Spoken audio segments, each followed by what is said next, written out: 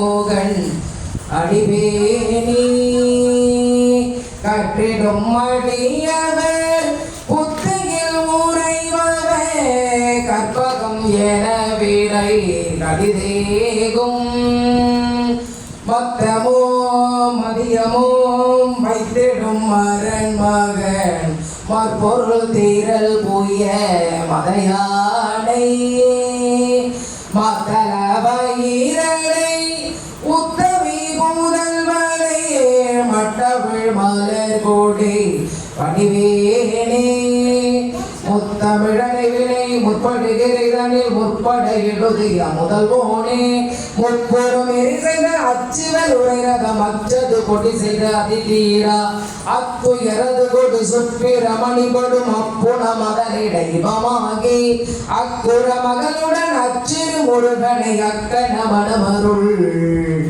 பெருமாளே.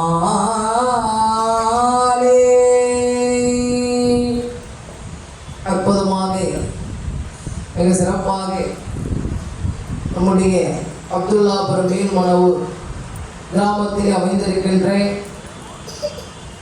அற்புதமாக அருமை சிவபெருமானுடைய முழு அருள் பெற்ற திரு இளைய கிருஷ்ணா அவர்களுடைய கனவிலே இறைவன் தான் இருக்கின்ற இடத்தை காட்டி இந்த இடமானது ஒரு காலத்தில் மிகவும் முள்ளும் கல்லும் நிறைஞ்ச ஒரு இடமா இருந்தது. அழகான இந்த மண்டபமானது தீய வேலைகளுக்கெல்லாம் ஒரு இடமா இருந்தது. இறைவன் இருக்கின்ற இடத்தை இளைய கிருஷ்ணா அவர்களுடைய கனவிலே தோன்றி பரம்பூர் இருக்கின்ற இடத்தை காட்டியதனாலே அற்புதமாக அவருக்கு ஆலயம் அமைத்து ஆதிலிங்கேஸ்வரர் என்ற பெயரிலே இந்த வழியில் போகிறவங்க வரவங்களுக்கெல்லாம் ஒரு நல்ல பாதுகாப்பாக இப்பேற்பட்ட ஒரு அற்புத திருப்பணியை செய்து கொண்டிருக்கின்றார்கள். இன்னும் ஆச்சரியப்பட வேண்டிய ஒரு விஷயம்தான், சிவபெருமானை நோக்கி எல்லாராலையும் வர முடியாது. அதான் மாணிக்க வாசகர் சொல்றார், அவன் அருளாலே அவன் தாள் வணங்கி. அவனுடைய அருள் இல்லாமல் வர முடியாது. அப்படி அவ்வளோ ஒரு கடினமான அவரை நோக்கி வரணும்னா கர்ம வினைகள் எல்லாம் யாருக்கு நீங்க பெறப்போகிறதோ, யாருக்கு சிவாஜ்ய பதவி கிடைக்க போகுதோ அவங்க தான் அவரை தேடி வர முடியும். அப்படி சிறப்பாக இவ்வளோ இளைஞர் பெருமக்களை எல்லாம் இவங்களுக்கெல்லாம் முன் உதாரணமாக இருந்து இவ்வளவு பேரையும் வழி நடத்தி இவ்வளோ சிறப்பாக நடத்தி கொண்டிருக்கின்றார். அவருக்கும் அவருடைய அந்த தெய்வ தொண்டுக்கு நல்ல அற்புதமான தாயாக அமைந்திருக்கின்ற அவர்களுடைய தாயாருக்கும் இந்த நேரத்திலே மனமார்ந்த வணக்கத்தையும் நன்றியும் தெரிவித்துக் கொண்டு அவர்கள் ஒரு பெரிய கடவுளுக்கு ஏன்னா அவர்கள் செய்த ஒரு பாக்கியம். அவருடைய தாயார் எவ்வளோ புண்ணியம் பண்ணியிருந்தா இப்படிப்பட்ட ஒரு தவ புதல்வனை அவர்கள் பெற்றிருப்பாங்க. இன்னும் அவர் இருக்கிறவங்களையும் அழைச்சி வரா இருப்பாருங்க. அதெல்லாம் எவ்வளோ பெரிய ஒரு போற்ற வேண்டிய விஷயம். எவ்வளோ கஷ்டப்பட்டிருப்பாங்க, எவ்வளோ பெரிய கஷ்டப்பட்டிருப்பாங்க. அப்பர் சுவாமி இப்படி கையில் உழவார படையோடு போகிற பொழுது ஒரு பாழடைந்த குளத்தை பார்த்தாருன்னா, ஒரு பாழடைஞ்ச ஒரு நீர்நிலையை பார்த்தா உடனே இந்த சிவாலயத்தில் இருக்கின்ற நீர்நிலையை யாரு போய் தூய்மை செய்வார். அது மாதிரி இந்த இடத்தை இன்று இவ்வளோ பேரும் பூஜிக்கிற வகையில் எத்தனை நிகழ்ச்சிகள், ஒரு நிகழ்ச்சி தவறாமல் பிரதோஷம், இன்னும் ஒவ்வொரு மாதமும் மாதத்துக்கு 2 பிரதோஷம் வரும். வளர்ப்பறை பிரதோஷம், தேய்ப்பறை பிரதோஷம், அந்த நிகழ்ச்சிகள், திருக்கார்த்திகை தீபம் போன்ற முருகனுக்கும் குறையில்லாமல் கந்த சஷ்டி விழா ஏற்பாடு செய்து வைத்திருக்கிறார்கள். அவர்களுக்கு என்னுடைய மனமார்ந்த நன்றி வணக்கத்தை தெரிவித்துக் கொண்டு அவர்களுடைய தெய்வத்துக்கு தொண்டுக்கு அனைவரும் உறுதுணையாக இருந்து அவருக்கு சிறப்பாக அவரோடு சேர்ந்து நாமும் நல்பணியை தொடர்வதற்கு எல்லாரும் நாம் ஒரு முயற்சி செய்ய வேண்டும் என்று கேட்டுக்கொண்டு, கந்த சஷ்டி அதாவது முருகனோ சிவனோ வேறவா இல்லை, முருகப்பெருமானும் சிவபெருமானும் ஒன்றே. அதாவது 6 படை வீடு சிறப்புடையதுன்னு சொல்றோம். எதற்காக அதுக்கு 6 படை வீடு சிறப்புடையதுன்னு சொல்றோம்னா, அந்த ஆறுபடை வீட்டிலேயுமே முருகர் வந்து அவருடைய திருக்கரத்தாலே அவரே ஸ்தாபனம் பண்ண சிவலிங்கம் இருப்பதனாலதான் அதுக்கு பேர் அறுபடை வீடுனே பேர் வந்தது. ஏன் அறுபடை வீடு? எல்லா இடத்துலையும் முருகருடைய கோயில் இருக்குது. குன்று இருக்கின்ற இடமெல்லாம் குமரன் இருக்கின்ற இடம்.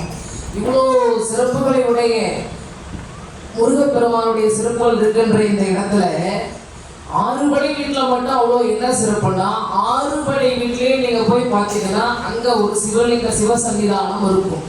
அந்த சிவலிங்கத்தை பிரதிஷ்டை பண்ணது யாருன்னா சாட்சாத் முருகனை அவருடைய திருக்கரத்தாலே பிரதிஷ்டை பண்ண சிவலிங்கம். அதனாலதான் அதுக்கு அறுபடை வீடு. அது வந்து முருகப்பெருமான் சிவபெருமானை அழைத்து, ஏன்னா சிவனும் முருகனும் வேறு இல்லை. சிவபெருமானும் முருகனும் ஒன்றொன்றதை எப்படி நம்ம தெரிஞ்சுக்க முடியும்னா, அதுக்கு இந்த கந்தபுராணத்துல தான் அதுக்கு உண்டான ஆதாரங்கள்லாம் இருக்கு. முருகப்பெருமானும் சிவனும் வேறு கிடையாது.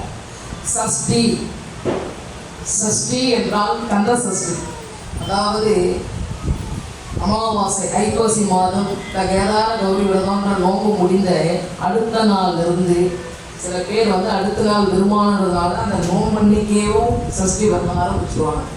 அதாவது மதிய ஒரு வேளை மட்டும் உணவு உண்டு, 2 வேளை உணவு உண்ணாமல் இருப்பாங்க. சில பேர் வந்து 7 நாளுமே சாப்பிடாதவங்க கூட உண்டு. 7 நாளுமே சாப்பிடாம இருந்து அந்த கந்த சஷ்டி விரதம் இருந்தால், சஷ்டியில் இருந்தால் ஒரு பழமொழி சொல்லுவாங்க, சக்தியில் இருந்தால் தானே அகப்பையில் வரும். சக்தியில் எதெல்லாம் இருந்தால் தான் நம்ம கரண்டி போட்டு எழுதும்போது அதெல்லாம் வரும். சக்தியில் எதுனா எல்லாம் கரண்டி போட்டு நம்ம தரோம்னா வெறும் கரண்டி தான் இருக்கும்.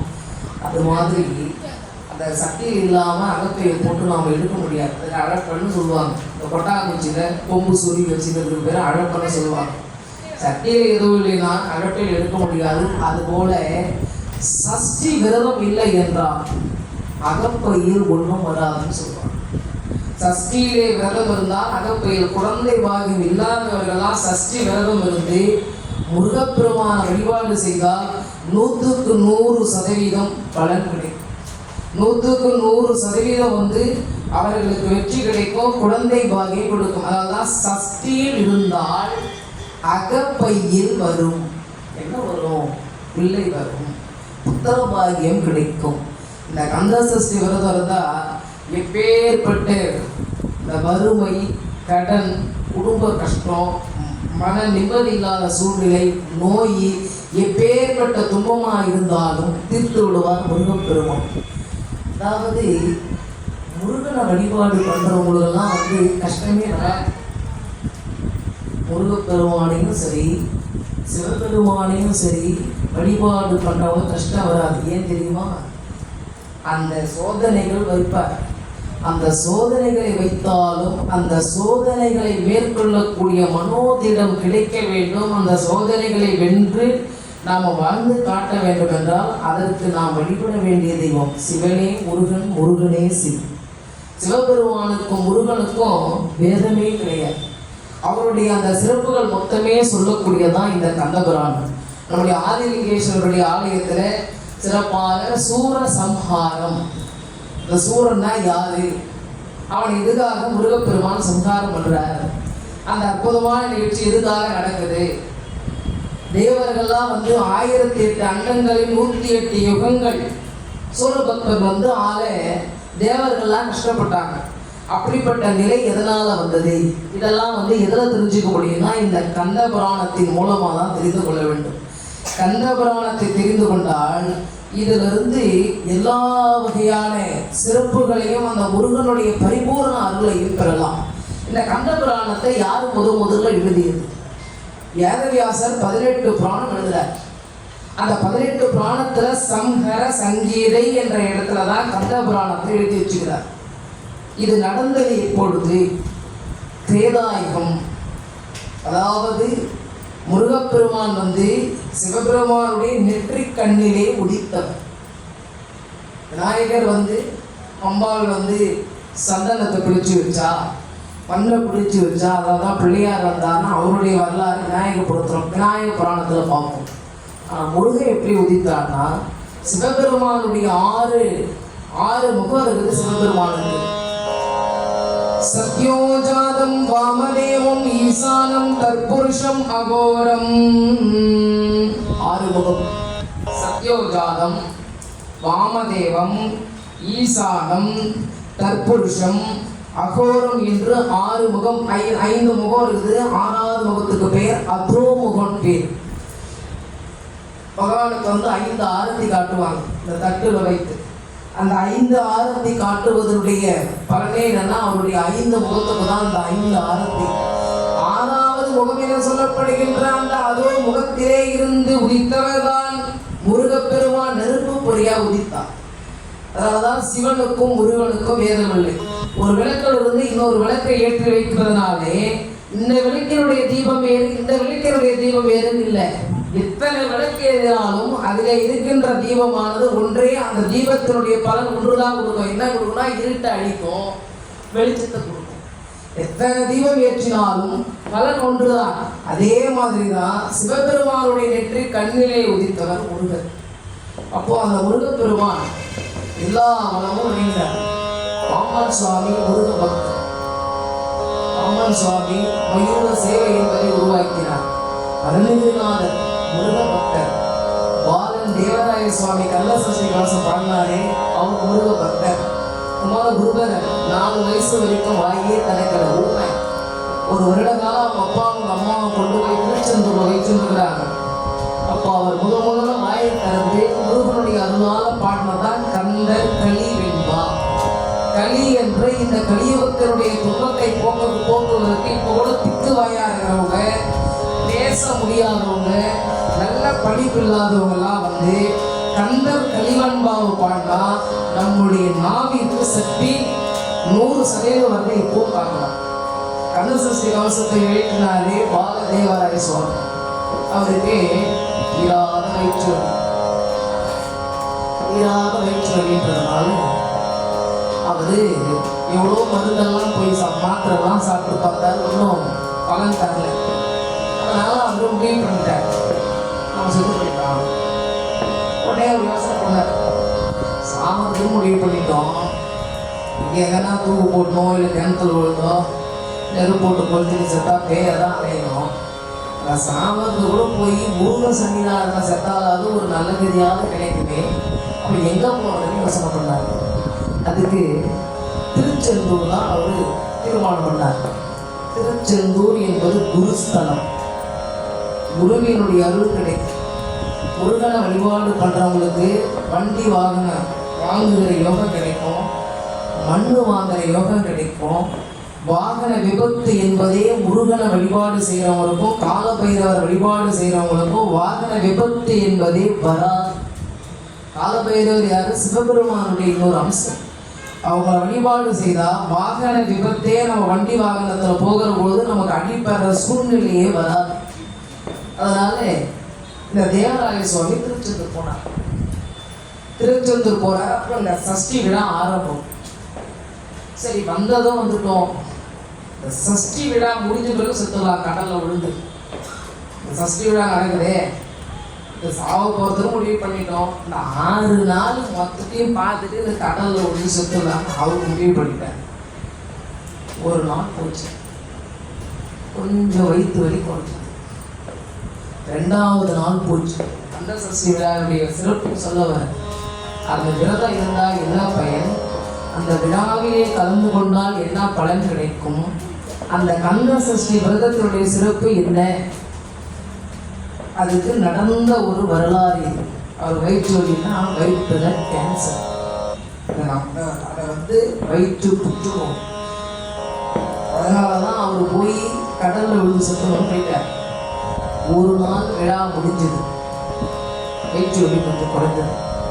2வது நாள் விழா பார்த்தார், இன்னும் கொஞ்சம் குறைஞ்சது. 3வது நாள் விழா முடிந்தது, இன்னும் குறைஞ்சது. 6 நாள் சூரசம்ஹாரம், 6வது நாள் விழா முடிந்தது. அந்த வயிற்று வலியே இருக்கிறத தெரியாமல் முடிஞ்சிருச்சு.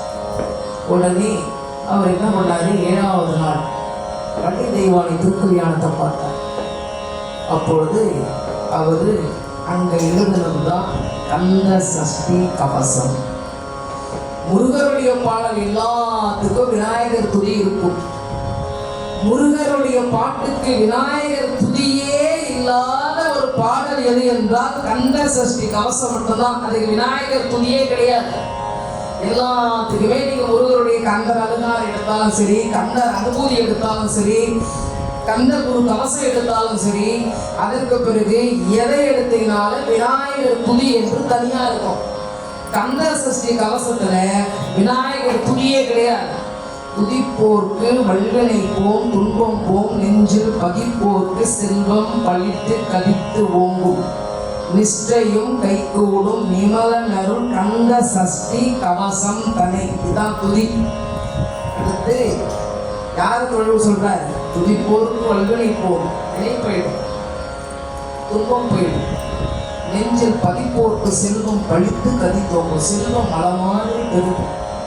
யாரு வழிபாடு செய்யறவங்களுக்கு இந்த கந்த சஷ்டி கவசம் தானே. முருகனை வழிபாடு பண்றவங்களுக்கு இவ்வளோ கிடைக்கும்னு சொல்லிட்டு இதுதான் ஒரு துதியா பாடிட்டு சஷ்டியை நோக்க சரவண பவனா சிஷ்டர் புதவும் செங்கதிர் வேலோன் பாதமிரண்டில் பன்மணி சதங்கை கீதம் பாட கிங்கினி ஆட மையல் நடம் செய்யும் மயில் வாகனார் கையில் வேலாயனை காக்க என்று உதவும் வர வர வேலாயுதனார் வருக வருக வருக மயிலோன் வருக. இதை பாடுற, இதை பாடிட்டு சொல்றாரு 36 முறை. யாரு ஒருத்தர் அன்றாடம் தொடர்ந்து 36 முறை இந்த கந்த சஷ்டி கவசத்தை பாடுறாங்களோ அவங்க முருக தரிசனத்தை தக்கலாம். வாரந்தேவராய சுவாமி பகர்ந்ததை காலையில் மாலையில் கருத்துடன் நாளும் ஆசாரத்துடன் அங்கம் துளக்கி நேசமுடன் நினைவதும் ஆக்கி பாடினால் 36 முறை பாடினா முருகனை நேரடியா தரிசிக்கலாம். ஒரு நாளைக்கு 36 முறை பாடணும்னா 24 மணி நேரம் சரியா போயிடும். இந்த சிந்தனையுமே வராது. இதெல்லாம் பாம்பன் சுவாமி எடுத்தார். கந்த சஷ்டி கவசம் பாடினார், முருகனை தரிசனம் பார்த்தார். அப்படியே அவர் பாம்பன்ல இருந்து புறப்பட்டாரு. அவர் ஞானியாக. அப்படிப்பட்ட ஒரு சிறப்புகளை வழங்கக்கூடியவர் முருகர். முருகரை வழிபாடு செய்யறவங்களுக்கு துன்பமான மரணமும் வராது. எல்லாம் நீங்க பாருங்க, யாரு அன்றாட கந்த சஷ்டி கவசம் பாடுறாங்களோ ஒரு 10 நிமிஷம் நாம 36 முறை அன்றாடம் பாடினாலும் ஒரு முறை பாடினா கூட போதும். அதிகபட்சம் ஒரு 7 நிமிடம் 10 நிமிடம் தான் செலவாகும். அந்த 10 நிமிடத்தை 24 மணி நேரத்தில் இறைவனுக்காக ஒதுக்கி இந்த 10 நிமிடத்தை சஷ்டி கவசம் நம்ம பாடுறதுனால நமக்கு எவ்வளோ சிறப்புகளானது அற்புதங்களானது நமக்கு கிடைக்கும். அந்த வகையிலே இந்த முருகனுடைய இந்த சிறப்புகளை எல்லாம் சஷ்டி விரதத்தில் இருந்தால் தீராத அந்த வயிற்றில் இருந்த அந்த புற்றுநோய் என சொல்லப்படுகின்ற நோயே நீங்கிடும். அது நீங்கின பிறகு அவர் பாடினதான். அதை அங்கே பாடி அதை கொண்டு அவர் அரங்கேற்றிய இடம் திருச்செங்கோடு. திருச்செங்கோடு பக்கத்தில் இருக்கிற சென்னி மாலையில தான் அவர் அரங்கேற்றம் செய்தார். சென்னி மாலை முருகன் சொல்றோமே, அந்த சென்னி மாலையில தான் அவர் கந்த சஷ்டி கவசத்தை முருகப்பெருமானுடைய சஷ்டி கவசத்தை அரங்கேற்றம் செய்த இடம் அந்த சென்னி மலை. அந்த கந்த சஷ்டி விரதத்துக்கு இவ்வளோ ஒரு சிறப்பு உண்டு, இவ்வளோ பெரிய ஒரு அற்புதங்கள் உண்டு.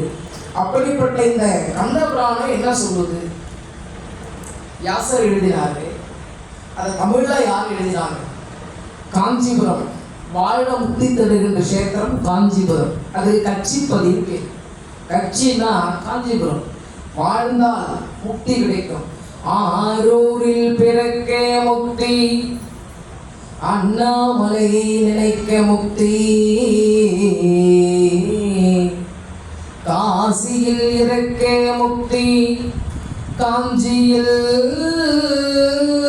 வாழ முக்தி, சிதம்பரத்தை தரிசிக்க முக்தி.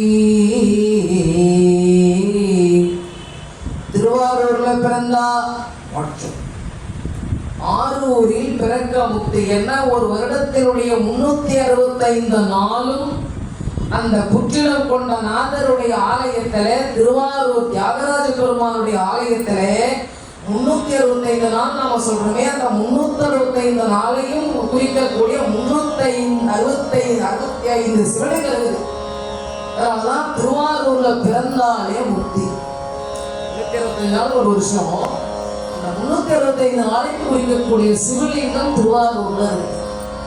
நமிநந்தி அடிகளுக்கு சிவபெருமான் மோட்சத்தை கொடுத்த இடம். அப்படிப்பட்ட அந்த அற்புதமான அந்த திருவாரூர் தியாகராஜருடைய அந்த ஆலயத்துல இவ்வளவு சிறப்புகள் இருப்பதனாலே சுந்தரமூர்த்தி பெருமானுக்கு எம்பெருமான் அருள் கொடுத்த ஸ்தலம் திருவாரூர். அதான் ஆரூரில் பிறக்க முக்தி. திருவாரூர்ல பிறந்து நடந்து அந்த இடத்துல நடந்தாலே மோட்சம் பெற்றுருமா. அண்ணாமலையை நினைக்க முக்தி. ஞானசம்பந்தர் எல்லா ஊருக்கும் போனார். அவர் போய் கால் வைக்காத 2 சிவன் கோயில் இருக்கு. திருவண்ணாமலைக்குள்ளேயே அவர் போல. ஞானசம்பந்தர் திருவண்ணாமலைக்குள்ளேயே போல. அவர் எங்கிருந்து தரிசனம் செய்தார்னா திருக்கோவிலூர்ல இருந்தே. அங்கிருந்து பார்த்தாலே அண்ணாமலையாருடைய அந்த தரிசனம் மலையாதான் அவர் பட்டுகிறாரு. அப்படியே கையெழுத்து கும்பிட்டு போனார். அடுத்து திருவாலங்காட்டுல போய் அவர் கால வைக்கிறார். ஏன்னா காரைக்கால் அம்மையார் பேய் வடிவமாக தலைகீழாக அந்த அம்மா நடந்ததுனாலே அந்த அம்மா எல்லா இடமும் அங்கே சிவலிங்கமா இருந்ததுனால அவங்க தலைகீழாகவே திருக்கையாயத்திலிருந்து அங்க வரைக்கும் சிவலிங்கமா இருக்குதான். அதனால அந்த திருவாலங்காட்டில் பேய் வடிவம் எடுத்த காரைக்கால் அம்மையாருக்காக அந்த அம்மா பாதம் பட்டேன், இந்த இடத்த நான் விதிக்க மாட்டேன்னு சொல்லிட்டு ஞானசம்பந்தர் திருவாலங்காடு எல்லையிலேயே கையெழுத்து கும்பிட்டார். இறைவனை பதிகம் பண்ணாரு. அதே மாதிரி திருவண்ணாமலைக்குள்ளவே அவர் போல வெளியிலே இருந்து வணங்கிட்டார். நம்ம எல்லாரும் திருவண்ணாமலையில் இருக்கிற அண்ணாமலையார், உண்மையான அண்ணாமலையார் யாருக்கு தெரியுமாங்க? போன உடனே அந்த பஸ் ஸ்டாண்ட் பக்கத்தில் இருக்கிற அண்ணா அவரு தான் சொல்லிட்டு எல்லாரும் அங்கே தான் போகிறோம். அது இடைக்காட்டு சித்தருடைய ஜீவ சமாதி. உண்மையான அண்ணாமலை எங்க இருக்குன்னா நம்ம அதை அடி அண்ணாமலைன்னு சொல்றோம். அது அடி அண்ணாமலை இல்லை, ஆதி அண்ணாமலை. ஆதி என்றால் ஆரம்பம். அவர் தான் அண்ணாமலையார். அவர் தான் அண்ணாமலையார். அங்கிருந்து தான் அம்பாள் சிவபெருமான்ல பாதியாக அங்கிருந்து தான் ஆரம்பிக்கிறார் கிரிவலத்தை. கிரிவலத்தை அங்கிருந்து ஆரம்பித்து மறுபடியும் அப்படியே சுற்றி கொண்டு அந்த ஆதி அண்ணாமலையில சுவாமியோடு பாதியாக அம்பாள் இடம் பெற்றார். அப்படிப்பட்ட அண்ணாமலைக்கு நாம் போகாம இருக்கிற இடத்த நினைச்சாலே முக்தி. காசியிலே இறக்க முக்தி. காசியில போய் அந்திம காலத்தை கழித்து உயிர் விட்டா மோட்சம். அதற்கு பிறகு சிதம்பரத்தை தரிசிக்க முக்தி. தேவாரம் கண்டெடுக்கப்பட்ட இடம். 63 நாயன்மாருடைய வரலாற்றை சேக்கிழார் பெருமான் அரங்கேற்றப்பட்ட இடம். ஞானசம்பந்தர், மாணிக்க வாசகர், அப்பர் சுவாமி, சுந்தரமூர்த்தி நாயனார் 4 பேரும் அந்த அற்புதமான இடம். பெற்றான் சாம்பான் என்பவனுக்கு முக்தி பெற்ற ஸ்தலம். அதற்கு பிறகு மாணிக்க வாசகர் திருவாசகத்தை பாட நடராஜரே அவருடைய திருக்கரத்தால் எழுதிய அற்புதமான ஸ்தலம் சிதம்பரம். அந்த சிதம்பரத்தை போய் தரிசித்தால் முக்தி. இப்படி இந்த சிறப்புகள்லாம் இருக்கும்போது காஞ்சியில வாழ முக்தி. அந்த காஞ்சிபுரத்துல கட்சியப்பரம் ஒருத்தர் அவர் இடத்துல அந்த ஊர்ல இருக்கிற பெரியவங்கெல்லாம் சொல்றாங்க, இந்த கந்தபுரம் இருக்குதே அதை பற்றி பாடுங்க. சரின்னு அவர் சங்கரையில் எடுத்து இதை பற்றி எனக்கு ஒன்றுமே தெரியாத நான் எப்படி பாடுறதுன்னு சொல்லிட்டு கந்தகோட்டம், அதாவது நாம் சென்னையில் கந்தகோட்டம், காஞ்சிபுரத்தில் குமரகோட்டம், காமாட்சி அம்மா கோயில் பின்னாடியே இருக்கும். இந்த குமரகோட்டத்தில் முருகா நான் எப்படி உன் வரலாறு எழுதுவேன்னு அவர் யோசனை பண்ணுறார். அப்போ முருகனே அடி எடுத்து விடுகிறார். திகட சக்கரே சமூகம் ஐந்துளான் சகட சக்கரே தாமரை நாயகன் அகட சக்கர விண்மணி யாவுரை விகட சக்கரன் மெய்ப்பதம் போற்றுவான். முருகனே அடி எடுத்து கொடுத்தார். இப்படி சேக்கிழாருக்கு உலகெல்லாம் உணர்ந்து என்று நடராஜ பெருமானே அடி எடுத்து கொடுத்தார் பெரிய புராணம் ஏற்றுவதற்கு. அதுபோல முருகனே இவருக்கு எடுத்து கொடுத்தார். இவர் எடுத்து கொடுத்த உடனே ஒவ்வொரு நாளும் இவர் எழுதுறாரு, அங்கே எடுத்து போய் வைக்கிறாரு. அதுக்கு பிறகு அதை பார்க்குறாரு. பார்த்த பிறகு அங்கே ஒரு சில திருத்தங்கள் இருக்குது. கந்தபுராணம் முடிஞ்சு எழுதிட்டாரு, அரங்கேற்ற போறாரு. இவ்வளவரெல்லாம் அங்கே கூடி இருக்கிறாங்க. அரங்கேற்றம் செய்கிற பொழுது ஒருத்தர் கேட்டார், என்னங்க திகட சக்கரன்றதுக்கே இடம் இல்லையே, தமிழ் மொழியில தொல்காப்பியத்துல திகட சக்கரம் என்று வருவதற்கு இடமே கிடையாது, என்ன இது அப்படின்னு கேட்கிறார். அப்பொழுது இதை எத்த கொடுத்தவர் முருகன் தானே. அவர் யோசனை பண்றாரு, இது முருகன் தானே எத்த கொடுத்தாரு, நான் என்ன பண்ணுவேன், இந்த அடியை எடுத்து கொடுத்தது முருகப்பெருமான் அல்லவா, இதுக்கு பொருள் நாளைக்கு சொல்றேங்கன்னு சொல்லிட்டார். கேட்க போய் முருகர் பாதத்தில் வச்சுட்டார். முருகா எனக்கு வழிகாட்டு. உடனே இறைவன் சொன்னார், நாளைக்கு ஒரு இளைஞன் வந்து உனக்கு இதுக்கு பொருள் சொல்லுவார். உடனே அந்த இளைஞனா முருகப்பெருமானே வரார். அந்த திகழ் தசம், திகழ என்பதற்கு திகழ் தசம் என்று ஒன்றாக பொருள் செய்வதற்கு காரணம் இதுதான் என்று முருகனே வந்து சொல்லி அந்த கந்த புராணத்தை அன்றாடம் வந்து இந்த சஷ்டி விழாவிலே கேட்கிறார்கள். அப்படி கேட்கிற பொழுது இந்த கந்த புராணத்தில் 108 யுகங்கள் 1008 அண்டங்களையும் சூரபத்மன் ஆளுகிறார். சூரசம்ஹாரம் நம்ம கோயிலில் ஏற்பாடு செய்து வைத்திருக்கிறார்கள் இளைய கிருஷ்ணா. அது வந்து நல்லா அழகாக வந்து வர திங்கட்கிழமை சூரசம்ஹாரம் வெகு பிரம்மாண்டமாக நம்ம ஆதிலிங்கேஸ்வரருடைய ஆலயத்தில் அற்புதமாக நடத்தப்பட்டார். அந்த சூரபத்மனால் தேவர்கள்லாம் வந்து துன்பப்படுறாங்க. 1008 அண்டங்கள் 108 யுகமாக துன்பப்படுறாங்க. இதுக்கு என்ன காரணம்? பிரம்மதேவர் எல்லா உயிரையும் படைச்சார். எல்லா உயிரையும் படைக்கிற பொழுது அவர் தனக்குன்னு ஒரு புதல்வனை படைக்கணும்னு அவர் படைச்சார். தட்சன்னு ஒரு பிள்ளை. இப்போ தட்சா வந்து பிறந்தான். அவன் என்ன பண்ணுறான், வேதவல்லின்ற பிள்ளை மனம் செய்து கொண்டான். வேதவல்லி மணந்து கொண்டு பல அண்டங்களை எல்லாம் தவத்தாலே படைத்தான். அவன் என்ன பண்ணோம், இன்னும் நம்முடைய சக்தி அதிகரிக்கணும், அதனால் நம்ம குழந்தைகளை உருவாக்கணும்னு சொல்லிட்டு பிள்ளைகளை படைத்தான். பிள்ளைகள்லாம் படைச்ச உடனே பிள்ளைகளுக்கெல்லாம் சொன்னான், நீங்கள்லாம் போங்க திருக்கைலாயம் பக்கத்தில் மானவ சரோவர், இந்த மானவ சரோவர் ஏரியில் போய் தவம் பண்ணுங்க. அந்த மானவ சரோவர் ஏரியை தவம் பண்ணி சிவபெருமான் இடத்துல நிறைய செல்வத்தை வாங்கணும். உடனே இவங்கெல்லாம் போய் ஒரு 1000 பிள்ளைகள் போய் தவம் பண்ணாங்க. நாரதர் வந்தார். எதுக்குப்பா இவ்வளோ கஷ்டப்பட்டு தவம் பண்ணுறீங்கன்னா, இல்லைங்க எங்கள் அப்பா வந்து நிறைய செல்வத்தை வாங்க சொல்லிக்கிறாங்க சிவபெருமானத்தில். உண்மையிலேயே செல்வத்துக்கு அதிபதி யார் தெரியுமா? சிவபெருமான் தான். குபேரனுக்கு செல்வத்தை கொடுத்தவன் ஒரு வித்யாதரன் குபேர். குபேரன்ற ஒரு சாதாரண முனிவராக இருந்தவர். சாதாரண முனிவராக இருந்தவர் சிவனை நோக்கி தவம் செய்துதான் வடக்கு திசையில் சொல்லப்படுகின்ற அந்த குபேர குடிக்கே அவர் வந்து சொந்தக்காரர். லக்ஷ்மி கடாட்சத்தை கொடுக்கும் வில்வம். வரலட்சுமி விரதத்தில் கவனிச்சு பாருங்க, வரலட்சுமி விரதத்தில் வில்வம் வைக்காம வரலட்சுமி விரதமானது முழுமை பெறாது. வரலட்சுமி விரதத்தில் வில்வம் வைத்துதான் அந்த வரலட்சுமி விரதமே முழுமை பெறும். ஏன்னா வில்வம் கனகம், கனகம்னா செல்வம். அந்த செல்வத்தை வழங்கக்கூடிய வல்லமை எதற்குன்னா வில்வத்துக்கு உண்டு. வினை மட்டும் திருப்பதில்லை, வில்வத்தாலே சகல சௌபாகியமும் கிடைக்கும். அதாவது சிவபெருமானை வழிபாடு செய்தாதான் செல்வமே கிடைக்கும். அது வந்து நிறைய பேருக்கு தெரியுது, அந்த சாமி கிட்ட போனதான் கிடைக்கும், இந்த சாமி கிட்ட போனதான் கிடைக்கும், இந்த அம்பாவை கொண்டாதான் கிடைக்கும், கூட இதை பண்ணா கிடைக்கும். இவரை ஒருத்தர் குற்றாலே போடும், அவங்க கிட்டலாம் போனால் அதெல்லாம் கிடைக்கும். உடனே நிம்மதி போயிட்டார். இவர் நிம்மதியோடு அதை கொடுப்பார். நிம்மதியோடு கொடுத்து நம்ம சந்தோஷம் வாழ வைப்பார். எப்பேற்பட்ட நோயும் கொடுப்பார். இவர் சிவபெருமான வழிபாடு செய்கிறவங்களுக்கு வினை பற்றாது, நோய் வராது. பெரிய செல்வம் நோயற்ற அந்த வாழ்வு தான். இந்த நோயற்ற வாழ்வு யார் கொடுப்பார்? ஆதிலிங்கேஸ்வரர் கொடுப்பார். எந்த தெய்வத்தை தேடி புறப்பட்டு எத்தனை தெரு சுத்தனாலும், எத்தனை வீதி சுத்தனாலும், எத்தனை சந்து சுத்தனாலும் கடைசியில் எங்கே வந்து நிற்கணும்? கோயிலில் தேர் அடிக்கு வந்து 8000 தான் ஆகணும். ஒரு மாதம் சுத்தனா கூட ஒரு நாள் எங்கே வந்து நிற்கணும்? அது இடத்துல தான் வந்து நிற்கணும். அது மாதிரி எத்தனை தெய்வத்தை வழிபாடு செய்தாலும், எத்தனை கோயிலுக்கு போனாலும் கடைசியில் அவர் இடத்துல போய் சேர்ந்தே ஆகும். நாமளே போயிடுவோம் அவர்கிட்ட. வேறு வழி அந்த அவரை தாண்டி போகவே முடியாது. அங்கே போனால் அதுதான் கடைசி எல்லை. எல்லை வந்து அவர் தான். அதனால தட்சை என்ன பண்ணுறான், அவர் இடத்துல செல்வத்தை வேண்டுங்க. அதனால தான் தட்சை சொல்கிறான், செல்வத்துக்கு அதிபதி யார்?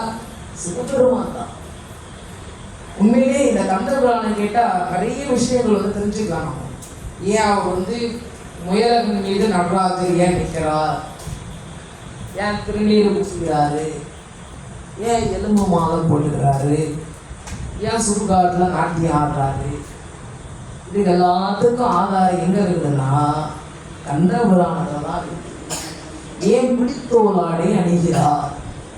இதுக்கெல்லாம் எங்க ஆதாரம் இருக்குதுன்னா கந்த புராணத்தில் இருக்கு. இன்றைய தினத்துல அதை தட்சண காட்டத்தை தான் பார்க்க போறோம். அவர் எதுக்கு இதெல்லாம் அணிகிறார் என்பதெல்லாம் அந்த ஆதாரம்லாம் இப்போ இதில் தான் வரப்போகுது. அவரு தவம் செய்கிறார்.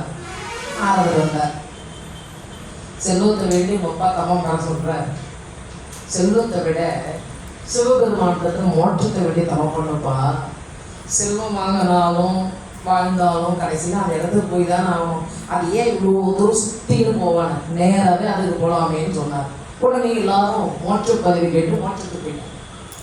அதுக்கடுத்து 2000 முதல்வரை படைத்தான போனான் டாக்டர்.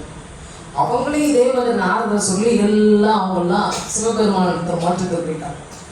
3வது 2000 பேர் அனுப்பணும். அவங்களும் அதே மாதிரி தவம் செய்கிற போது நாரதர் சொல்றாங்க மோட்சத்துக்கு போயிட்டாங்க.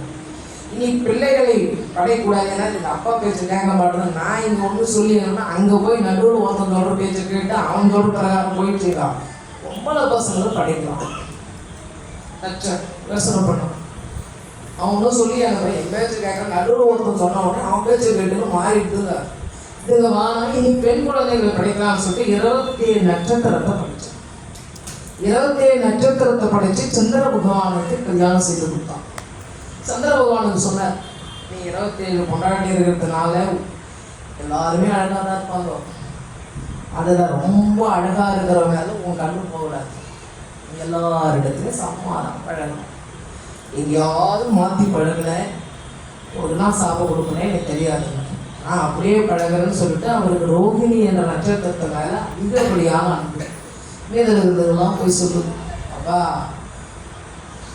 எங்கள் வீட்டுக்கெல்லாம் ஒரு நாள் தான் வராது, மீதி எல்லா நாளும் அவங்க கேட்குறாருப்பான்னு நாங்கள் என்ன பண்ணுறதுன்னு போய் சொல்கிறாங்க எல்லாரும். உடனே தட்ச என்ன பண்ணா, என்ன சொன்னேன், எல்லா பிள்ளைகளுக்கும் ஒரே மாதிரி தான் பழகணும்னு சொன்னேன். ஒரே பிள்ளைகளுடைய வீட்டிலே எல்லா நாளும் இருந்தால் இவங்கெல்லாம் என்ன நீ எப்போ வருவேன்னு எதிர்பார்த்துக்கிறாங்க. நீ இவங்களெல்லாம் வாழ விட்டதுனால உனக்கு நானும் இதனால் வந்தது 14 சோடச கலை சந்திரனுக்கு. இந்த கலையெல்லாம் உனக்கு அழியிட்டு சாப்பிட கொடுத்துட்டேன். உடனே அவருடைய கலை ஒரு நாளைக்கு ஒரு கலையாக அழியுது. அதுதான் பௌர்ணமிக்கு பிறகு வருகின்ற பிரதமை. அதை பார்த்தோம்னா ஒரு நாளைக்கு ஒரு கலை குறைந்து கொண்டே வரும். சந்திரனுடைய ஒளி குறைந்து கொண்டே வரும். கடைசி நாள் அமாவாசை. அமாவாசை அன்று விழா இல்லைன்னு நினைக்கிறீங்களா? இருக்கிறார் சந்திரன்.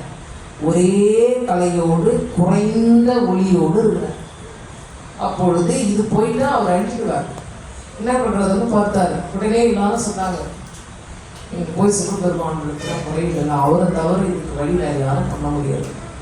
உடனே சிவபெருமானிடத்திலே வந்தார். சிவபெருமானிடத்திலே தம்மை நிகர்மறையெல்லாம் இன்னும் மலைவிட நின்ற சங்கர அநாதியாதி சாமதகீர பிரியன் சீகண்ட சசிகண்ட சாமகண்ட சயசயவெனும் தொண்டை கிரிய மலர் மேவிய சடாமகுடன் மதன தகனன் சந்திரன் சேகரன் இடபே வாகனன் கங்காதரன் சோழபாணி இறைவன்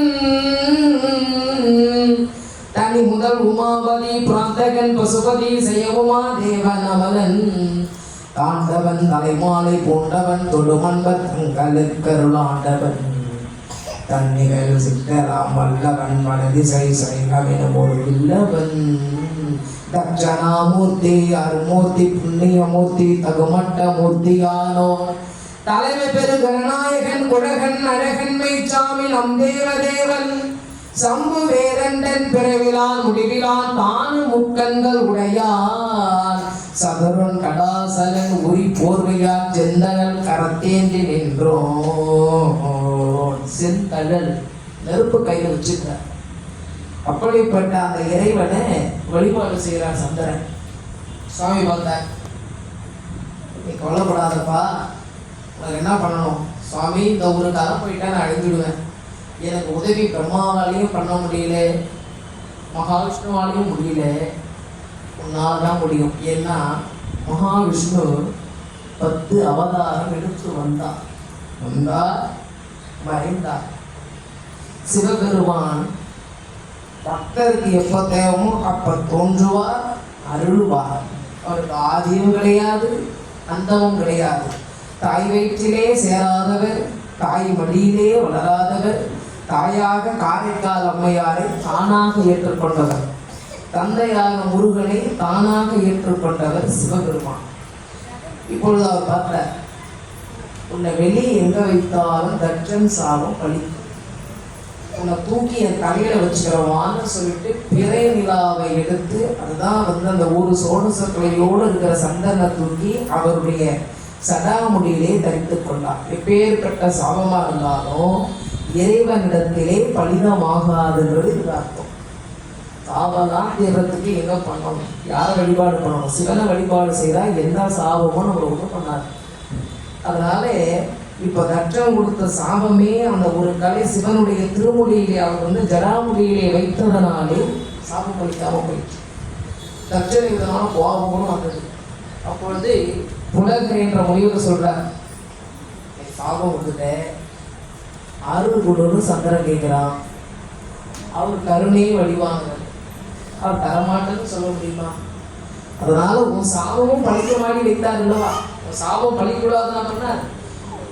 உன்னுடைய சாபத்தின் பிரகாரம் கலைகள் தேயும், அவருடைய வரத்தின் பிரகாரம் கலைகள் வளரும். கலைகள் வளர்கிற பொழுது பௌர்ணமி, கலைகள் தேய்கிற பொழுது மாவாசம் என்று வரம் கொடுத்து அனுப்புகிறார். இப்படி வரம் கொடுக்கின்ற சமயத்திலே அந்த ஒரு பிறைநிலாவோடு சந்திர பகவான் சுவாமியினுடைய திருமுடியில போய் சேர்ந்துட்டார். சேர்ந்த பிறகு இந்த தட்சன் பார்த்தா சிவபெருமான் நோக்கி தவம் செய்கின்றார். சிவபெருமான் உனக்கு என்னப்பா வர வேண்டும் கேட்டார். எனக்கு அம்பாலே பெண் குழந்தையா பிறக்கணும், அப்படியே ஆகட்டும், உனக்கு அம்பாள் பெண் குழந்தையா பிறப்பான்னு வரம் கொடுத்துட்டார். வரம் கொடுத்த பிறகு தட்ச ஒரு முறை யமுனா நதியிலே போய் நீராடுறதுக்கு போறான். அம்பாளுக்கு ஒரு மகா சிவராத்திரியின் பொழுது இறைவன் உபதேசம் பண்ணுகிறார் சிவராத்திரியில். அப்பொழுது இந்த அம்மாவுக்கு ஒரு எண்ணம் வந்தது, சுவாமி நீங்க இல்லாம நான் இல்லைன்னு சொல்றாங்க, அதே மாதிரி நான் இல்லாம நீங்க இல்லதான்னு கேட்டாங்க. கேட்ட உடனே சுவாமி சொன்னார் சிவபெருமான், ஆமா தேவி, நீ படருகிற கொடி நீனா, அந்த கொடியில் இருக்கக்கூடிய பச்சை நிறம் நான்.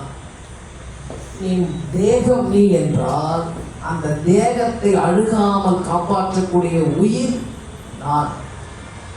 மணி நீ என்றால் அந்த மணியிலே வரக்கூடிய சத்தம் நான். தீபம் நீ என்றால் அந்த தீபத்தில் வரக்கூடிய சுடர் நான். பூ நீ என்றால் அந்த பூவிலே வரக்கூடிய மனம் நான். அதனால் நான் இல்லாம நீயும் கிடையாது, நீ இல்லாம நானும் கிடையாது. இதை சொன்ன உடனே அந்த அம்மா கொஞ்சம் தீவிரம் வந்துச்சு. ஒரு நொடி நாம இவரை விட்டு தூரம் போய் நிற்கலாம், தூரம் போயிருந்தார். தூரம் போய் ஒரே ஒரு இந்த சித்திகை ஒரே கனம் பொழுது அப்படியே ஸ்தம்பித்து விட்டது உலகம். உடனே மறுபடியும் இறைவனோடு சேர்ந்தார்கள். உலகம் இயங்குது. சிவபெருமான் பார்த்தார், சாதாரண பெண்ணுக்கு இந்த மாதிரி ஆணவம் தான் பரவாயில்ல, நீ சர்வசக்தி உனக்கு போய் வரலாமா? நீ சிவராத்திரி அன்று ஒரு கணப்பொழுது ஒரு நொடி பொழுதுதான் நீங்களே, அது மற்ற ஜீவராசிகளுக்கு எப்படி தெரியுமா? ஒரு யுகமாகிவிட்டது. அந்த உன்னை சார்ந்தது. அதனால் நீ போய் பூ உலகத்துல பிறக்க. நான் எங்க சுவாமி போய் பிறக்கிறது? தட்சனுக்கு நான் வரம் கொடுத்துருக்கிறேன். நீ யமுனா நதியில போய் வலம்புரி சங்கம் எதர். உன்னை தட்சன் தொழுகிற பொழுது நீ அழகான பெண் குழந்தை ஆவார். உன்னை தட்சன் வளர்ப்பான். அப்படியே அந்த வலம்புரி சங்கை எடுத்த உடனே அந்த அம்மா பெண் குழந்தையாக வலம்புரி சங்கா இருந்தவளை யமுனையிலிருந்து தொட்ட உடனே பெண் குழந்தை ஆகிவிட்டான். அம்பாவை கொண்டு வளர்க்கிறான். தட்சன் வளர்த்ததனாலே அந்த அம்மாவுக்கு பெயர் தாட்சாயினி. தாட்சாயினி என்ற பெயரோடு வந்து கொண்டு வருகிற பொழுது சிவபெருமான் அம்மாவை ஆட்கொள்ள வேண்டிய ஒரு அடியாரா வர அடியாரா வருகிற பொழுது கன்னிகாமானத்தில் இருக்கிற தேவி அவருக்கு பூஜையெல்லாம் செய்கிறாள். பூஜை செய்கிற பொழுது தான் யார் என்பதை காட்டுறார். உடனே தட்சனுக்கு பெரிய மகிழ்ச்சி. சப்த ரிஷிகள் வந்து பெண் பேசுறாங்க. மறுநாளுக்கு தான் முடிவு பண்ணாங்க, கல்யாணம் ஆகும் போது. கன்னிகா தானம். ஒரு கன்னினா ஒரு பெண்ணை வளர்த்து ஒரு ஆண்மகனுடைய குலத்தை தலைக்க செய்வதற்காக தாரை வார்த்து தண்ணீர் ஊற்றி தாரை வார்த்து கொடுப்பதுக்கு பெயர் கன்னிகா தானம். கல்யாணத்துல எல்லா கல்யாணத்திலும் பண்ணுவாங்க. இப்போ தட்ச பெண்ணை அந்த அம்மாவை சிவன் கையில் கொடுக்கும்போது என்ன நினைக்கிறாங்கன்னா, சர்வசக்தி என் பொண்ணாயிட்டா, சர்வத்துக்கே ஒரு ஈச, சர்வத்துக்கே நாயகனாக ஒரு ஈஸ்வரன் பட்டம். ஈஸ்வரன் ஈஸ்வரன்ற பட்டம் என்ன அர்த்தம்? சர்வத்திற்கும் அவர் தான் காரணம். சர்வத்திற்கும் காரணம் ஈஸ்வரன். அதாவது ராவணேஸ்வரன் நாடகத்திலெல்லாம் ஈஸ்வர பட்டத்தை அறிவித்தார். ராவணேஸ்வரனுக்கு ஈஸ்வர பட்டத்தை அது வந்து புனைக்கப்பட்ட விஷயம்தான். ராமாயணத்தில் கூட எங்கேயும் வந்து ராவணேஸ்வரன் கிடையாது. அதே மாதிரி சனீஸ்வரர் கூட ஈஸ்வர பட்டம் கிடையாது. அது வந்து பின்னாளில் புனைக்கப்பட்டது தான்.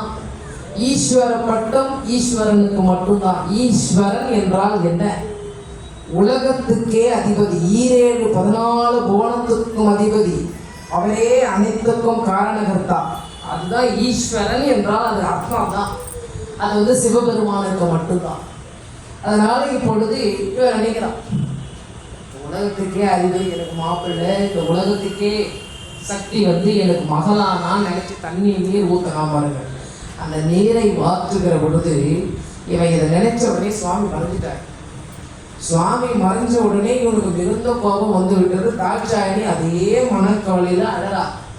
அழுகிற பொழுது ஒரு வாரம் கழித்து சுவாமி வந்து அம்பாவை அழிச்சு திருக்கையிலாயும் போயிட்டார். இதை கேட்ட உடனே இவனுக்கு இன்னும் கோபம் வந்துச்சு. நான் முறையா கல்யாணம் பண்ணி கொடுக்கணும்னு நினைச்சேன். இந்த சிவன் யாருக்கு தெரியாம என் பொண்ணை அழிச்சுட்டு போயிட்டான். இவெல்லாம் என்ன இந்த உலகத்துக்கு பெரிய மகாதேவன் சுவாமியை திட்டுறான். திட்டுகிற பொழுது பிரம்மதேவர் ஒரு யாகம் பண்றார். அந்த யாகத்துக்கு தேவர்கள் எல்லாம் வந்திருக்கிறாங்க. சிவபெருமான் நந்திய பெருமானையும் பூதகணங்களையும் அனுப்பியிருக்கிறார். இப்ப தட்சா வந்து பிரம்மதேவருடைய மகன் தானே. இப்ப அவனும் வந்தான். இந்த தட்சன் வருகிற பொழுது நந்திய பெருமானை பார்த்தான். பார்த்துதான் அவன் கேட்டான், இந்த யாகத்துக்கு இந்த சுடுகாட்டில் ஆடுற அந்த பிச்சாண்டியினுடைய இந்த பூதகணங்களுக்குலாம் இங்கே என்ன இடம்? பிரம்மதேவா, எதுக்கு இவங்களை எல்லாம் உள்ள போட்டான்னு கேட்டான். இதை கேட்ட உடனே நந்திய பெருமான் எதுவும் பேசலை. அவர் அமைதியாக, நம்மளை தானே பேசுறாரு, பேசி போட்டோம். நம்மளை தானே பேசுறாரு, பேசட்டும். நம்ம சுவாமி பேசுனா நம்ம கோபம் பண்ணலாம். நம்மளை தானே பேசுறாரு. ஏன்னா நாம யாரும் இல்லையே, நாம் என்று நாம் ஆணவம் கொள்வதற்கு நமக்கு என்ன இருக்குது? அதனால நம்ம ஏன் கோபம் பண்ணணும்? நம்ம சுவாமியை பேசுனா நம்ம பேசலாம்னு சொல்லிட்டு அவர் அமைதியாக. உடனே இந்த தட்டை என்ன பண்ணா, சுடுகாட்டில் ஆடுற சுடலையாண்டி, ஈருது மாட்டு மேலே ஏறுறவன், பாம்பை கழுத்தில் போட்டுங்கிறவன், சாம்பல் எடுத்து பூசுறவன், எப்படி எல்லாமாவோ பேசுகிறோம். ஒரே தேவர் கூட வாயை திறக்கல. ஏன்டா இந்த தவறை செய்கிறேன், ஏன் இப்படி சிவநிந்தனை பண்ணுறேன்னு யாரும் கேட்கணும். அது வரைக்கும் பொறுமையாக இருந்த நந்தி இருந்தார். என்ன படித்திருந்தா ஏற்றுட்டு இருப்பேன். என் சிவனை படித்ததனாலே சிவநிந்தனை செய்த தட்சா, உன் தலை போய் ஒரு நாளைக்கு உனக்கு ஆட்டுக்கடா தலை வரட்டும், உன் மனித தலை போய் உனக்கு ஆட்டுக்கடா தலை வரட்டும். இந்த சிவநிந்தனை கேட்ட இவங்க எல்லாரும் 108 யுகங்கள் 1008 அண்டங்களையும் சூரபத்மனால இவங்க துன்பத்தை அனுபவிக்க வேண்டும் என்று இங்க நந்திய பெருமான் சிவநிந்தனை செய்ததை கேட்டதற்காக தேவர்களுக்கும், சிவநிந்தனை செய்த தட்சனுடைய தலை போக வேண்டும் என்று தட்சனுக்கும் இங்க சாபம் கொடுக்கிறார். இங்க கொடுக்கிற சாபம் தான் இந்த சூரசம்ஹாரத்தை கந்தபுராணத்திற்கு வழிவகுக்கக்கூடிய இடமே இந்த இடம் தான்.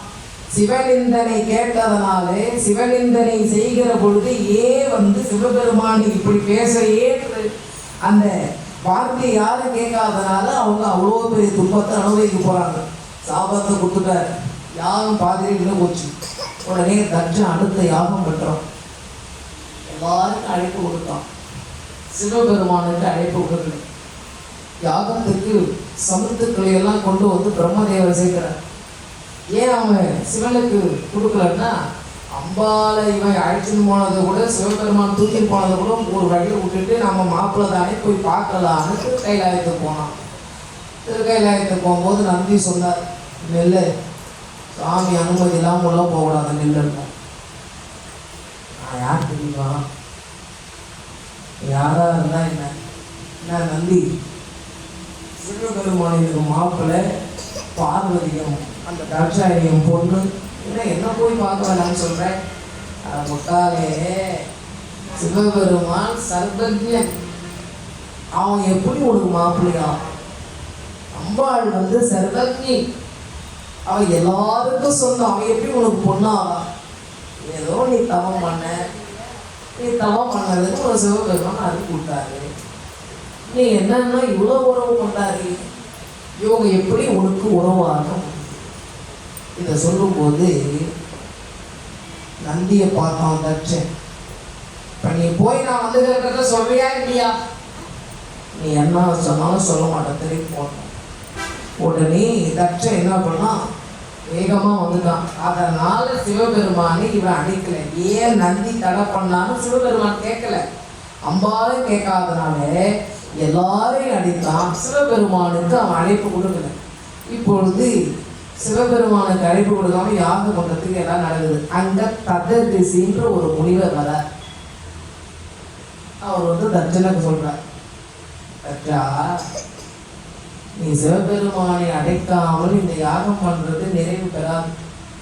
ஏன்னா எல்லாம் நல்லா அருமையா சமைக்கிறோம், அந்த சமையல்ல நல்லா விதவிதமா காய் போடுறோம், கறி போடுறோம், பதார்த்தம் போடுறோம், என்னென்னவோ நல்லா பருப்பு நிறைய போடுறோம், எல்லாம் வைக்கிறோம் சாம்பார்ல.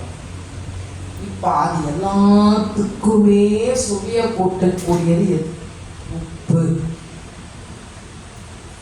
முருங்காவா இருக்கட்டும், கத்திரிக்காவா இருக்கட்டும், எந்த பதார்த்தமா இருந்தாலும் சரி, 100 பதார்த்தம் போட்டாலும், எவ்வளோ பருப்பு போட்டாலும், என்ன பக்குவமா வைத்தாலும் அத்தனைக்கும் சுவை தரக்கூடியது எது? உப்பு. உப்பு இல்லாத பண்டம் உப்பையில போடும்.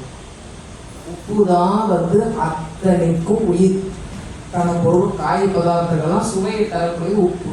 நம்ம உடம்பு 100 கிலோ இருக்கட்டும், 50 கிலோ இருக்கட்டும், 30 கிலோ இருக்கட்டும், 10 கிலோ இருக்கு, எத்தனை கிலோ இருந்தாலும் இது எழுந்து நடக்கணும்னா இதுக்கு என்ன தேவை? உயிர். உயிர் இல்லைன்னா இதுக்கு வந்து மரியாதை கிடையாது. இதுக்கு பேரே என்ன? பிண்டம். உயிரோடு இருக்கும்போது எத்தனையோ பேர், உயிரோடு இருக்கும்போது ஒவ்வொருத்தருக்கும் ஒரு பேர். ஒரு சில பேருக்கு செல்லமாகவும் ஒரு பேர், 2 பேர் 3 பேர் வச்சு கொடுப்போம். ஆனால் செத்த பிறகு, உயிர் போன பிறகு எல்லாருக்கும் ஒரே பேர் தான். என்ன பேரு?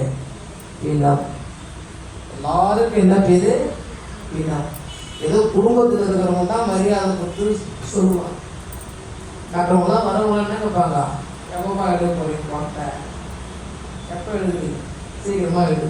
இன்னும் சில பேர் சொல்லுவாங்க, அழுவுறவங்க ஏதோ அப்பதான் சும்மா அழுவலான்னு எடுத்துருப்பாங்க. ஜனங்க வராங்க, அவங்க எதுவும் சும்மா அழுவாங்க. உடனே சொல்லுவாங்க, அழுவத்துக்கு தெம்புவானா போமா, பின்னாடி இப்படிலாம் வந்து போவேண்ணா, இட்லி சாப்பிட்டு வந்து யாருக்கும் தெரியாமல் போய் 4 இட்லி சாப்பிட்டு வந்துடு, சாப்பிட்டு வந்தீங்கன்னா தான் அழுவத்துக்கு சக்தி. அன்னைக்கு ஒரு நாள் தானே அழுவ போகிறாங்க. அது மாதிரி யாருக்கும் ஒரே பேர் நம்மதான். அதனால இவ்வளோத்துக்கும் உயிர் எது? உணவுக்கு தரக்கூடியது உயிர். உப்பு. உப்பு இல்லாத சாப்பாடு சாப்பிடக்கூடியது. உயிர் இல்லைன்னா இந்த உடம்பால ஒன்றும் சொல்ல முடியாது. அது மாதிரி இந்த யாகமானது முழுமை பெற வேண்டும் என்றால் யாக புருஷனே சிவபெருமான் தான். எல்லா மந்திரங்களுக்கும் அதிபதியா சிவபெருமான். மொத்த மந்திரம் எப்படி உதித்தது? இந்த இடி, ஆகாயத்துல இடி இடிக்குதே, அந்த இடி சத்தம் தான் வேதம். அதுதான் வேத மந்திரமாக அது சத்தமானது. அது இடிக்கின்ற அந்த சத்தத்தை தான் அந்த காலத்துல வந்து முனிவர்கள் ஓலைச்சுவடியை எழுதினார்கள். அதுதான் இப்ப இருக்கக்கூடிய மந்திரங்கள். அதனால எல்லாத்துக்கும் அதிபதியாக சிவபெருமான். அவரே இல்லாமல் யாக நடத்தி இப்படிப்பா இதை நிறைவு பெறுகிறார். முனிவரே, நான் போகும்போது எனக்கு அவன் மரியாதை கொடுக்கல தெரியுமா? அப்பா, அவரை போய் உன் மருமகனான்னு நினைக்கூடாது. ஏன்னா எதுவும் பக்திக்கு அவர் அருள் கொடுத்தாரு, அதுக்காக நீ எப்படி உறவு கொண்டாட முடியும்? நான் உங்க சிவபெருமானை பற்றி அவ்வளோ பெருமையாக சொல்கிறீங்களே, சாம்பலை போய் பூசுவாங்கள, உடம்பெல்லாம் சாம்பல், எலும்பு மாலை இதெல்லாம் போட்டுக்கிறாரு. இங்கே தான் பரம்பூர்லாமா தச்சேன். உடனே தகவசி முடிவுன்னு சொன்னார், இந்த உலகத்தில் படைக்கிற தொழிலை பிரம்மா பண்றாரு, காக்கிற தொழிலை மகாவிஷ்ணு பண்றார், அழிக்கிற தொழிலை சிவபெருமான் பண்றார். அதனால எல்லாருடைய கர்ம வினைகளையும் அழிப்பதற்காக தான் அவர் எலும்புகளை மாலையா போட்டுக்கிறார். எல்லாருடைய கர்ம வினைகளானது அழிந்து மிச்சம் இருக்கிற அந்த சாம்பலை எடுத்து உடம்பெல்லாம் பூசிக்கிறார். அத்தனை பேருக்கும் நல்லது பண்றதுக்காகவும் அத்தனை பேருக்கும் அமைதி கொடுப்பதுக்காக தான் அவர் இதெல்லாம் பூசிக்கிறாரு. புரியா? அப்போ மாடு மேலே ஏறி ஆடுறானே, அதான் பரம்பூர்ல அவரை மாடுன்னு சொல்லாதப்பா, நந்தி பகவான். அவர் அந்த இடத்துக்கு வர்றது எவ்வளவு கஷ்டப்படுறாரு தெரியுமா? காசிமா நகரத்துல 2,00,000 கோடிக்கு மேல் நந்தி பிராமண குலத்திலே பிறந்தார். பிராமண குலத்திலே பிறந்த நந்திய பெருமானுக்கு சின்ன வயதிலே இருந்து சிவபக்தி. அப்பொழுது தாய் தந்தையிடத்துல போய் சொல்ற, நான் சிவபெருமான் நோக்கி தவம் பண்ணி அவருடைய பூதகணங்கள்ல போய் சேர போறேங்க. அது ஒருவனால முடியுமாப்பா? அப்பா அம்மா என்னால முடியும்னு சொன்ன உடனே காசியம்பதியில போய் 2,00,000 கோடி கங்கையிலேயே மூழ்கி இடையராது ஓம் நமசிவாய என்ற பஞ்சாட்சர மந்திரத்தை சொன்னதனுடைய பலனாலே சிவபெருமானையே சுமக்கக்கூடிய தவ பலத்தை பெற்று அந்த இறைவனுக்கு அவர் வாகனமானார். அப்படிப்பட்ட ஒரு சிறப்பு பெற்றவர் நந்திய பெருமான். அவர் அப்படி வரம் வாங்கினதுனால எனக்கு தெரியுமா, பிரதோஷம். பிரதோஷத்தோடு நிறைய இடங்கள் பிராணத்துல நிறைய இடங்கள் பிரதோஷத்தோடு சம்மந்தப்பட்டிருக்கும். அப்படி நந்தியம் பெருமான் வரம் வாங்கி சிவனை சுமக்கக்கூடிய பாக்கியத்தை பெற்ற நாள் பிரதோஷங்கள் தான். நம்ம பிரதோஷத்துல நந்தியம் பெருமானுக்கு சிவபெருமானுக்கு எவ்வளோ பூஜை பண்றோமோ அதே அளவுக்கு எல்லா அபிஷேகமும் எல்லாமே செய்வது நந்திய பெருமானுக்கு அந்த பாக்கியத்தை இறைவன் கொடுத்ததுனால தான் பூஜை பண்றோம். அடுத்து சிவபெருமான் அவருடைய கொம்புகளுக்கிடையே நாட்டியம் ஆடுறார். முதல்ல இறைவன் நாட்டியம் யாருக்காக ஆடினார்னா நந்திக்கு தான் ஆடினார். அதனால அதுக்கு பெயர் திருவூடல். தை மாசம் பொங்கலுக்கு அடுத்த நாள் வருது நம்ம மாட்டு பொங்கல் சொல்றோம். அதுக்கு பேர் திருவூடல். திருவூடலை கண்டோருக்கு மறுவுடல் கிடையாது அப்படின்னு சொல்லுவாங்க. திருவூடல் விழாவை போய் பார்த்தவங்களுக்கு மறுவுடல் என்பது மறுபிறவி என்பதே கிடையாது. அப்படி நந்திய பெருமான் அந்த வரத்தை பெற்றார். அவரை போய் சாதாரண மாடு நினைக்கிறியா பாண்டி? சரி சாமி, இதெல்லாம் இருக்கட்டும். அந்த சிவபெருமான் நடராஜனா, நடராஜர் எப்ப தோன்றினார்?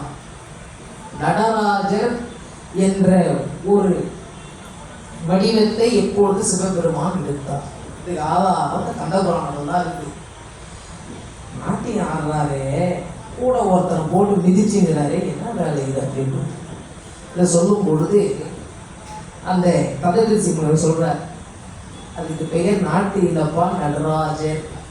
இந்த நடராஜராக சிவபெருமான் எங்க மாறினார்னா தாருகா வனம் என்று ஒரு வனம்.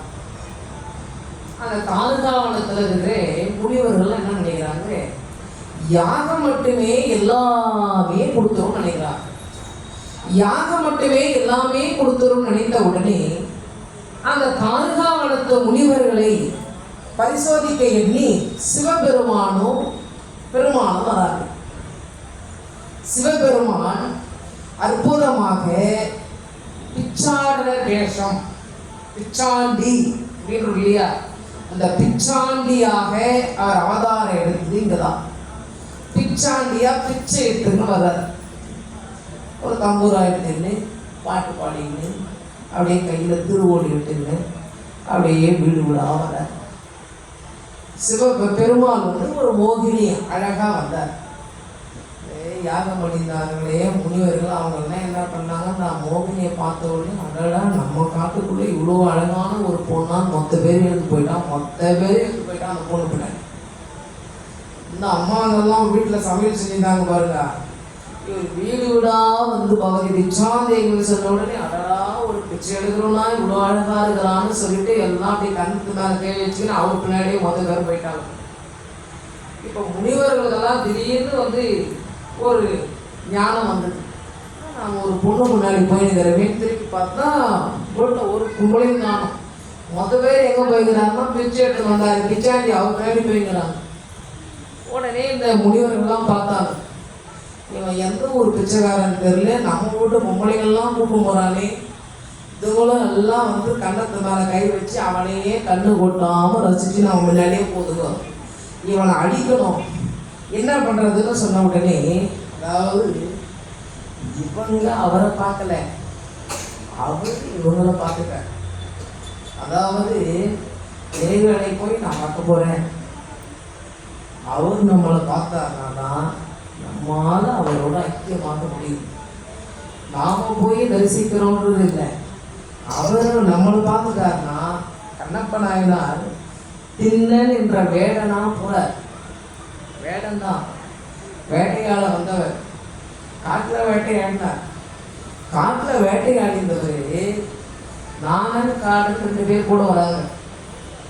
நானும் என்ன பண்ணா, நல்வினை காதல் தீவினை பன்றியை சாவடிச்சுட்டான். பன்றியை சாவடிச்ச உடனே காடல் சொன்னார், நீ நல்லா அந்த பன்றியை வந்து சதையெல்லாம் எடுத்து நல்லா தீயை போட்டு வதைக்க விடா, நான் வந்து சாப்பிட்றேன்னு சொல்லிட்டு நான் அழைச்சி போகிறேன். நான் தான் சொல்கிறேன், இது மேலே ஒரு சாமி இருந்து குடிமி தேவர்னு பேர், நீ வாங்க பார்த்துட்டு வரலாம். குடிமி தேவரா இங்கே கேள்விப்பட்ட பேராகவே இருக்குதேன்னார் அவர். வாங்க வாங்க பார்ப்பீங்கன்னு சொன்ன உடனே நேராக மேலே போனோம். மேலே போன உடனே மேலே வந்த திண்ணனை குடிமி தேவரா இருக்கக்கூடிய சிவபெருமானை பார்க்கறதுக்குள்ள குடிமி தேவரா இருக்கிற சிவபெருமான் திண்ணனை பார்த்தார். திண்ணனை அவர் பாரு அவன் மேல பட்டுச்சான். ஏன்னா யாரு, போன பிறவியில் அர்ஜுனன், போன பிறவியில் அர்ஜுனன் தான் கண்ணப்ப நாயனார். போன பிறவியில் அற்புதமாக தவம் செய்தவன். பருகு நீர் துறந்தும் காற்றும் வெவ்வையிலும் பாதவங்களின் சினை உதிர்த்த சருகுவே ஒழியே காய்கனி தான் இது அருந்துதல் தவிர்த்தான். உருகுமா மனத்தை யாம் உரையும் பதியாக்கி சொருகினான் உணர்வை எல்லாம் என்னிடத்தில், இவன் போல் யார் அரிய தவம் புரிவாரே. மகாபாரதத்தில், மகாபாரதம் மட்டும் இல்லை, அந்த பாரதத்தில் எத்தனை பிராணங்கள் இருந்தாலும் சிவபெருமானே ஒருவனுடைய தவத்தை பற்றி சிறப்பா அம்பாளுக்கு சொல்றாருன்னா அர்ஜுனன் தவத்தை தான் சொல்றார். எத்தனை பிராணம் எடுத்து படிச்சாலும் அவங்களுடைய பக்தியை அடியான்னு சொல்லுவார். அம்பாளுக்கே ஒருவருடைய பக்தியை பற்றி சொன்னார்னா, ஒருவருடைய தவத்தை பற்றி சிறப்பா சிவபெருமான் சொன்னார்னா அர்ஜுனன் தவம் தான் சொல்றார், அம்பாளுக்கு சொல்றார். யார் சுவாமின்னு கேட்கிறாரு. இப்படி வந்து இந்த திருநீலமலை அடிவாரத்தின் அடியிலே இருந்து கொண்டு 10 மாதம் தவம் பண்றானே யார்? அது சிவபெருமான் சொல்றார். பருகு நீர் துறந்தி காற்றும் வெவ்வையிலும் பாதவங்களின் சினை உதிர்த்த சருகமே ஒழியே காய் கனி தான் இனிது அருந்துதல் தவிர்த்தான். குடிக்கிற தண்ணியை மறந்துட்டா, இந்த மரத்தில் இருக்கிற பழம் காயை கூட அவன் பறிக்கிறது இல்லை. உதிர்ந்து தானா உதிர்ந்த சருகை மட்டும் ஆரம்ப காலத்தில் சாப்பிட்டுதான், அதுக்கு பிறகு அதை கூட விட்டுட்டான். உருகுமா மனத்தை, ஒளியே இருக்கிற மனசை நான் இருக்கிறதுக்கு உரைப்பதியாக்கி உணர்வை எல்லாம் சொருகினான். அவன் எண்ணமெல்லாம் என் எண்ணமா மாத்திக்கினான். அதனால அவனுக்கு நாம் அருள் புரிய வேண்டும். வா தேவி மூக்காசுரன்ற பன்றியை சாவச்சிட்டு அவனுக்கு நாம் அருள் புரியலான்னு கூப்பிடுறேன். அந்த அர்ஜுனன் தான் இந்த திண்ணன். அதனாலதான் இவன் போய் சுவாமி பார்க்கல, அவர் இவனை பார்த்துட்டார். பார்த்த உடனே இவனுக்கு பழைய தவம் செய்தான் அல்லவா, எல்லாமே ஞாபகத்துக்கு வந்துச்சு. அர்ஜுனன்றது இவன் ஞாபகம் இல்லை. போன பேரில் அவன் எப்படி உருகி உருகி தவம் செய்தானோ அது எல்லாம் நினைவு வந்து ஓடுட்டு ஒரு கட்டி பிடிச்சினான். இப்படி சுவாமி தனியாக இருக்கிறீங்க, உங்க தலைமையில எவன் தலை போட்டவன் இல்லை எல்லாம் போட்டு வச்சுக்கிறார். சிவகோசாரியா அதை நினைக்கிறான். கண்ணப்பனா தின்ன நினைக்கிறார். எவனோ ஒருத்தர் தலை போட்டு வச்சுக்கிறானே, எதிரில் என்னன்னோ பழகம் வச்சுக்கிறானே, இதானா உனக்கு பெற்று நான் போய் உனக்கு கொண்டு வரேன்னு சொல்லிட்டு கீழே வந்து அந்த மாமிச இறைச்சிகள்லாம் வந்து இது நல்லா இருக்கா, இது நல்லா இருக்கா, இதை கடிச்சு துப்புறாரு.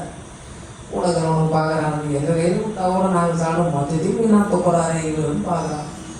அதெல்லாம் நல்லா ருசியாக இருக்க மட்டும் கேக்கு எடுத்து வச்சுக்கிட்டு அந்த பொன்முடி ஆற்றில் இருக்கிற தண்ணியை எதில் எடுத்துனாரு, வாயில் எடுத்துனாரு. திருமஞ்சனம் சுவாமி ஊற்றுறதுக்கு அங்கே இருக்கிற அந்த பூச்செடியெல்லாம் தலையில் சொல்லிட்டாரு. எடுத்து வந்து சாமி மேலே உமிழ்ந்தார் வாயில் இருக்கிற தண்ணீரை. சாமி எடுத்துருந்தான். அதுக்கு பிறகு அங்கே இருக்கிற பிரசாதெல்லாம் காலாலேயே தள்ளிட்டு இவன் தேக்கில் கொண்டு வந்த இறைச்சியை படைச்சான். சாமி எடுத்துருந்தான். ஏன்னா பக்தி தூய்மையான பக்தின்றதுனால அதில் என்ன ஆச்சாரம் குறைவு இருந்தாலும் அதை இறைவன் கணக்கிலே எடுக்க மாட்டார்.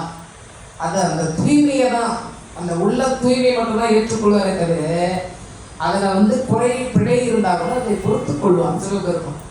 அதுக்கு பிறகு தலையில் இருக்கிற பூவெல்லாம் எடுத்து வைத்தார். அவருடைய பக்தி சிவகோசாரியருக்கு அப்படியே சொல்றார். அப்படிப்பட்ட திண்ணனுக்கு எப்படி அருள் கொடுத்தாரோ அதுபோல இந்த தாரகாவனத்து முனிவர்களுக்கெல்லாம் அருள் கொடுக்க வேண்டும் என்பதற்காக தான் இவர் பிச்சாண்டி வேஷத்தோடு வந்துகிறார். எல்லா பெண்களையும் அவர் பார்த்ததுனால எல்லாம் அவர் மயமாயிட்டாங்க, சிவமயமாயிட்டாங்க. அதனால பின்னாடியே போறாங்க. முனிவர்கள்லாம் ஒன்று சேர்ந்தாங்க. இன்னைக்கு எதனா வழிபட்டாங்க. ஒரு யாகம் நடத்தி அந்த யாகத்துல விதவிதமா உருவாக்கி அவன் மேல ஏவி விடலாம்னு சொல்லிட்டு அவங்க தான் உருவாக்குறாங்க, யாகத்தை நடத்துறாங்க. அந்த யாகத்திலே இருந்து முதலிலே வருபவன் முயலகன். இந்த முயலகன் வருகிறான். முயலகன் வருகின்ற பொழுது பிச்சாளனாக விளங்கக்கூடிய சிவபெருமான் அந்த முயலகன் என்ற அசுரனை ஒரே பார்வையா பார்த்து அவனை போட்டு காலில் போட்டு ஒரே மிதி, வலது காலாலே ஒரே மிதி மிதிச்சிட்டார். அப்படியே காலில் முயலகன் இருக்கிறான். அடுத்து அதிலே இருந்து பயங்கரமான மானை எழுப்பி அனுப்பினார்கள். மானை அப்படியே தன்னுடைய கரத்தை ஏற்றுக்கொண்டார். மழு, அந்த யாக அக்னி தான் நடராஜருடைய கையிலே இருக்கின்ற மழுனா நெருப்பு. இந்த நெருப்பு இருக்கும் சுவாமியுடைய கையில. அந்த நெருப்பு பார்த்தீங்கன்னா அப்படியே கோடு கூட இருப்பாங்க. அது பேர் என்ன தெரியுமா? மழு. அந்த யாக அக்னியே கரத்திலே ஏந்தி கொண்டார். அதற்கு பிறகு அந்த யாகத்திலே இருந்து இவர்கள் அனுப்பிய ஆயுதங்களை எல்லாம் அவருடைய கரத்தை எடுத்துக்கொண்டு எம்பெருமான் சிறப்பாக அவர் நின்ற காட்சி தான் நடராஜ தரிசனம். இந்த நடராஜ தரிசனத்தை எங்கே எடுத்தான் இறைவன்? நடராஜ தரிசனத்தை எங்கே எடுத்தான் சுவாமி என்றால் தாரகாவனத்திலே தாரகாவனத்த முனிவர்கள் எல்லாம் எடுத்து அவர் யாகத்திலே அனுப்பிய முயலகன் முதல் கொண்டு மழு முதல் கொண்டு எல்லாவற்றையும் ஏற்றுக்கொள்வதற்காக அவர் எடுத்த நின்ற தரிசனத்துக்கு பேர் தான் நடராஜ தரிசனம். அப்படி நடராஜராக எம்பெருமான் விளங்குகின்றார். அப்படி நடராஜராக எம்பெருமான் விளங்கி நிற்கின்றார். கடலென்ற புகை மீது அலையென்ற உருகொண்டு கனவென்ற வாழ்வை நம்பி காற்றென்ற மூவாசை மாறுத சூழலிலே கட்டுண்டு நித்தம் நித்தம் உடலென்ற கும்பிக்கு உணவென்ற இறை தேடி ஓயாமல் இரவு பகலும் உண்டொண்டு உறங்குவதை கண்டதே அல்லாது ஒரு பயனை அடைந்திலேனே. கடமென்ற விழிகரையில் பந்தவாசங்கள் எனும் தாவரம் பின்னலிட்டு தாய் என்று சே என்று நீ என்று நான் என்று தமியேனை இவ்வண்ணமாய் இடை நின்று கடை நின்று ஏனென்று கேளாதிருப்பது உன்னழகாகுமோ ஈசனே சிவகாமி நேசனே என என்ற தில்லை வாழ் நடராஜனே என என்ற தில்லை வாழ் நடராஜனே கல்லா பிழையும் கருதா பிழையும் கசிந்துரு எல்லா பிழையும் இணையா பிழையும் ஐந்தெழுத்தை சொல்லா பிழையும் துதியா பிழையும் எல்லா பிழையும் பொறுத்தருள்வாய் கட்சி ஏகம்பனே. காஞ்சிபுரத்தில் இருக்கிற நடராஜர் இடத்துல பட்டு அந்த பாட்டு பாடுற பிழை எது